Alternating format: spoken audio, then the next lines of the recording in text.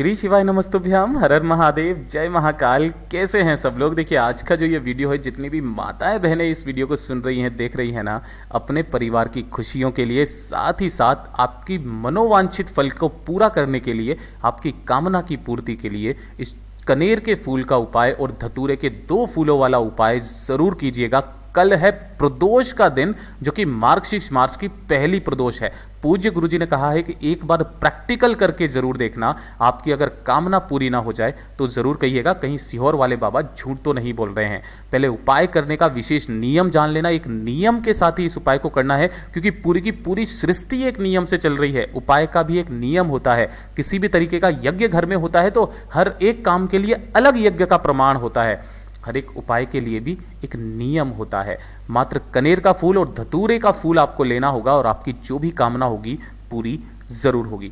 पूज्य गुरुजी की कथा से सुन करके और समझ करके पूरे उपाय को बड़े ही विस्तार से बताऊंगा, परंतु उससे पहले आप सबसे एक छोटी सी प्रार्थना कि जो लोग पहली बार आए हैं चैनल को सब्सक्राइब जरूर कीजिएगा और वीडियो को लाइक करके देवादिदेव महादेव जी का कोई सा भी प्यारा नाम कमेंट बॉक्स में लिखना मत भूलिएगा। इस पूरे वीडियो के अंदर हम लोग 3 महा उपायों के बारे में बात करेंगे, जिसमें पहला कनेर के फूल का उपाय होगा, जो कि आपकी कामना पूर्ति, मनोवांछित फल की पूर्ति करेगा।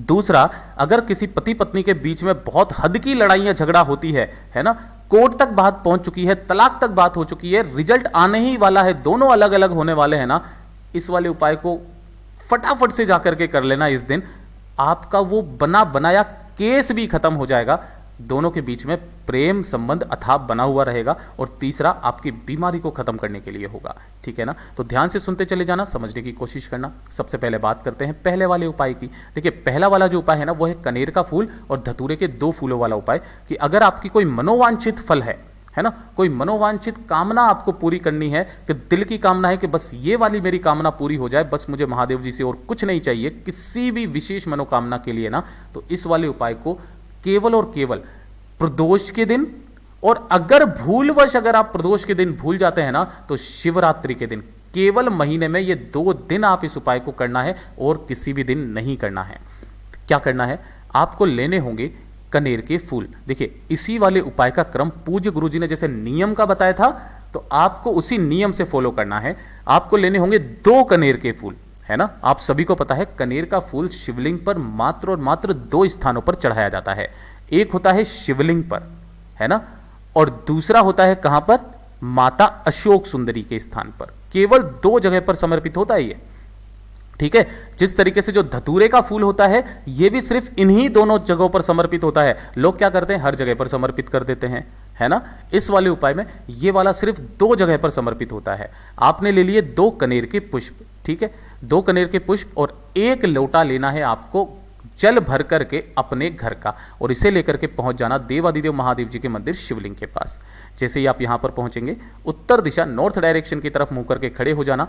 पूजा अर्चना करने के बाद में आपको इस उपाय को करना है। उपाय करने का नियम जान लो कि जब भी आप मनोकामना पूर्ति, कामना इच्छा के लिए, इच्छा पूर्ति के लिए या मनोवांछित फल के लिए कामना करते हो ना, सबसे पहले 1 लोटा शुद्ध जल देवादिदेव महादेव जी को समर्पित करना। किन महादेव जी के नाम से, कुंदकेश्वर महादेव जी के नाम से, कुंदकेश्वर महादेव जी के नाम से। ठीक है, अब उसके बाद में आता है फूल चढ़ाने का क्रम।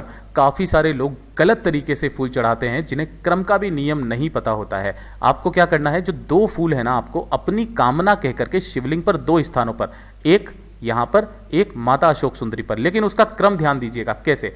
जब माता अशोक सुंदरी के ऊपर फूल को चढ़ाया जाता है, यह चीज ध्यान रखना, जब माता अशोक सुंदरी के ऊपर कनेर का फूल चढ़ाया जाता है ना, तो कनेर के फूल का जो खिला हुआ भाग है, वो ध्यान रखना, कनेर के फूल का जो खिला हुआ भाग है वो रहता है जलाधारी के तरफ। जैसे ये कनेर का फूल है, ये जलाधारी, और डंडी जो रहती है वो शिवलिंग की तरफ रहती है। यहां तक बात आई समझ में। और दूसरी, जब कनेर का फूल शिवलिंग के ऊपर समर्पित किया जाता है, तब यहां पर जो डंडी रहती है वो रहती है आपकी तरफ। यह ध्यान रखना, डंडी आपकी तरफ, खिला हुआ हिस्सा आपसे विपरीत दिशा में। जैसे खिला हुआ हिस्सा यह है, डंडी आपकी तरफ रहेगी क्योंकि आप इधर की तरफ में खड़े हुए हो, खिला हुआ हिस्सा आपसे विपरीत दिशा में रहेगा। इस तरीके से कनेर का फूल चढ़ाया जाता है। और इसी सेम उपाय को किया जाता है दो धतूरे के फूलों के साथ। अगर आपको कनेर के फूल ना मिले, दो धतूरे के फूल लेना। लेकिन ये दोनों धतूरे के फूल भी जो है ना, केवल दो स्थानों पर चढ़ाए जाते हैं। किस किस स्थान पर? माता अशोक सुंदरी और शिवलिंग के ऊपर। लेकिन इसका क्रम जस्ट उल्टा हो जाता है। जब आप धतूरे के फूल को माता अशोक सुंदरी के स्थान पर चढ़ाते हो तो खिला हुआ भाग रहेगा शिवलिंग के तरफ। खिला हुआ भाग किधर रहेगा? शिवलिंग के तरफ। और डंडी जो रहेगी वो रहेगी जलाधारी के तरफ। ठीक है। और जब आप इसके ऊपर समर्पित करते हो तो खिला हुआ भाग रहेगा आपकी तरफ और डंडी रहेगी आपसे विपरीत दिशा में। पूज्य गुरुजी ने कहा है इस क्रम में या तो दो धतूरे के फूल या दो कनेर के फूल, दोनों में से कोई से भी दो लेना। ऐसा नहीं है एक इसका ले लिया एक इसका ले लिया, ऐसा नहीं। इस तरीके से समर्पित करना, अपनी कामना कह करके, अपना नाम और गोत्र बोल करके कह करके और वापस घर के तरफ चले आ जाना। 1 से 2 प्रदोष करके देख लो महाराज, आपकी कामना ना पूरी हो जाए तो कह दीजिएगा। पूज्य गुरुजी का बहुत अद्भुत और अचूक उपाय है, जरूर कीजिएगा। अब बात कर लेते हैं दूसरे वाले उपाय की, है ना। देखिए दूसरा वाला उपाय जो मैंने आपको बताया था, पति पत्नी के बीच में लड़ाई झगड़ा बहुत ज्यादा होता है ना। लड़ाई झगड़ा कहां तक बात पहुंच चुकी है? तलाक तक बात पहुंच चुकी है, कोर्ट तक बात पहुंच चुकी है, फैसला आने ही वाला है, दोनों का तलाक होने ही वाला है। नहीं चाहते हैं ना, तो दोनों में से कोई भी एक जना जो भी प्रदोष पड़े उस दिन कर लेना। और प्रदोष को अगर शाम के समय ना कर पाए ना, तो शिवरात्रि के दिन का ये उपाय है महाराज, ये चीज ध्यान देना। मेन ये जो उपाय है वो शिवरात्रि के दिन का है, उस दिन कर ही लेना, जो भी महीने की शिवरात्रि पड़ जाए। आपको क्या करना है? कनेर के फूल लेने हैं। कितने? जितने लेना चाहो उतने कनेर के फूल आपको ले लेने हैं। ले लिए। लेने के पश्चात इन्हीं कनेर के फूलों की बनानी होगी आपको माला। कोई जरूरी नहीं है आप बीच में ये इस तरीके से गुलाब के फूल लगाएं, मेरे पास फोटो नहीं था इसलिए मैं नहीं बता पाया। आपको इस तरीके से कनेर के फूल की माला बनानी है, किसी भी सूती धागे में, मोली में, किसी में भी। लंबी माला बनाना, ठीक है ना। कितनी लंबी पता चल जाएगा।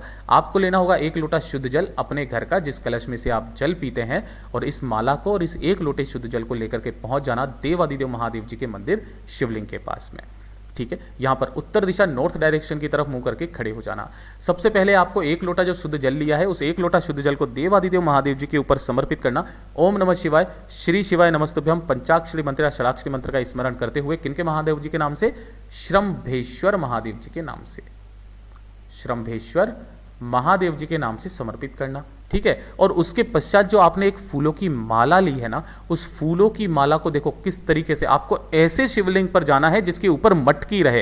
ये जो मटकी का स्थान होता है ना, ये महादेव जी की 5 पुत्रियां जया, विषहरा, श्यामरी बारी, दोतरी और देव का स्थान होता है। यहां से आपको उस माला को पहनाना है और इतनी लंबी बनानी है कि वो जो माला है ना, नीचे शिवलिंग के इस वाले स्थान तक टच हो। इतनी लंबी माला आपको बनानी है, ये चीज ध्यान में रख लेना। इतनी लंबी कनेर के फूल की माला यहां से यहां तक पहना करके अपने पति का और आपका खुद का, या पति पत्नी दोनों का नाम और गोत्र बोल करके दोनों के बीच में जो चल रहा है उसे खत्म करना और प्रेम संबंध को बढ़ाने की कामना करके वापस घर की तरफ चले आ जाना। 1 शिवरात्रि, मात्र 1 शिवरात्रि, और आपकी सारी कामना पूरी है ना। वो कोर्स जो कोर्ट का केस है ना, वहां से ही वापस आ जाएगा। इतना अद्भुत उपाय है। अब बात कर लेते हैं तीसरे वाले उपाय की, और साथ ही साथ आपके दोनों के बीच में प्रेम संबंध अथाह बने हुए रहेंगे।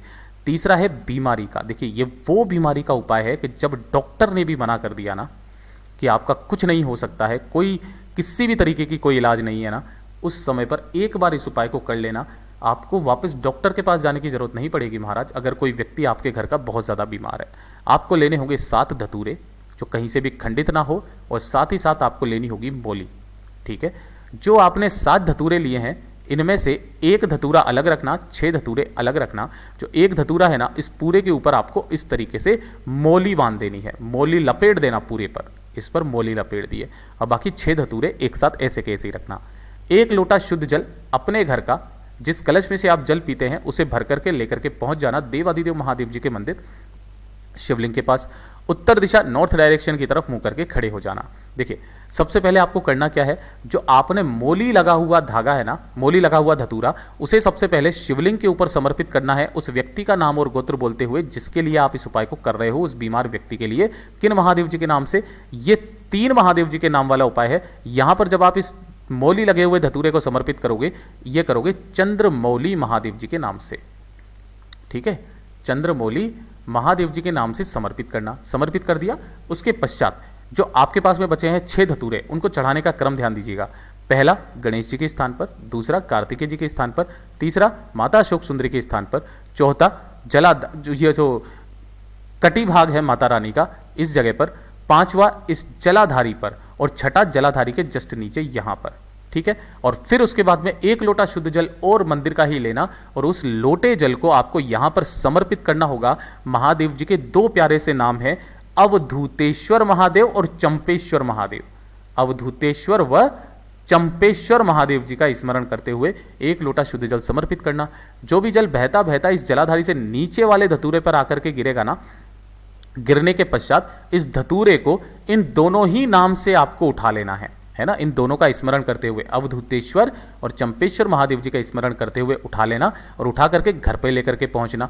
जो भी बीमार व्यक्ति है ना, उस बीमार व्यक्ति के 3 स्थानों पर, मस्तक, कंठ और हृदय, 3 स्थानों पर टच करवा करके उस व्यक्ति का नाम और गोत्र बोल करके इसे किसी भी बेलपत्र पेड़ के नीचे गाड़ देना।